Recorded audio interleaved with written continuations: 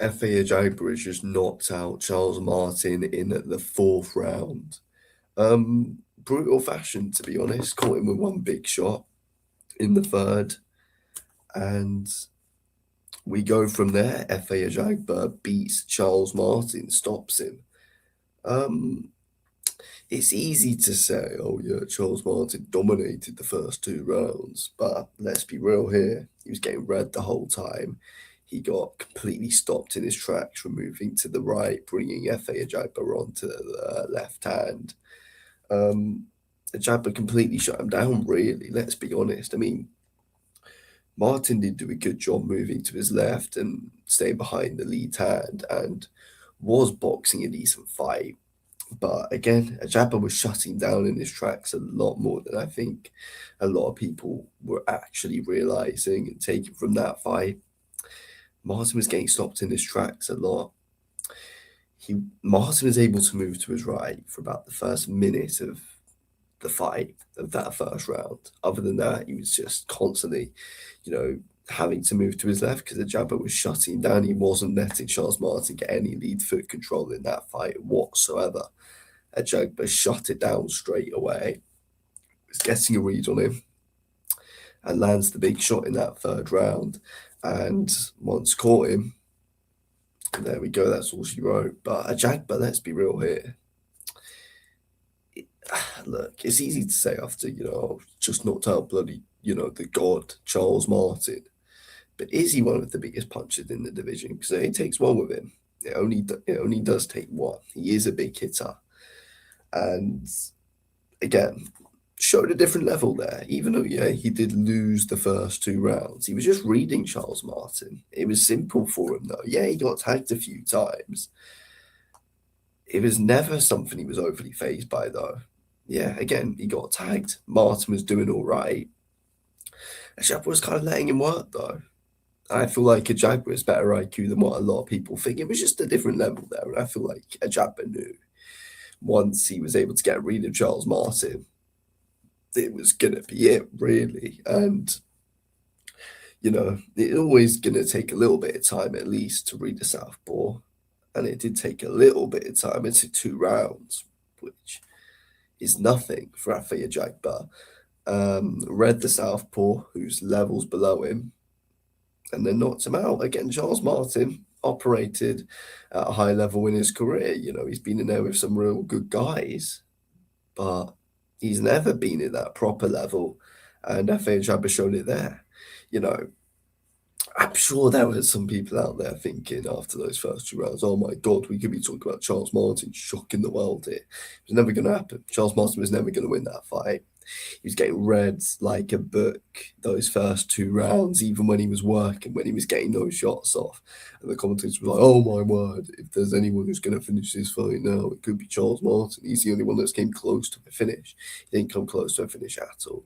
Nowhere near a finish was he coming to. FA Ajagba was reading him, took some decent shots on the gloves. Yeah, Charles Martin got some left hands through. The moment FA Ajagba just grazed that chin of Martin, it was it. It was it, and it was always going to be it once FA Ajagba caught him clean. It was a shame. Look, the thing is, it was a shame that this was the fight that had to happen. I just don't think there was anything else out there for FA Ajagba, and I feel like Zuffa Boxing probably were like, okay, we actually want to build up FA Ajagba.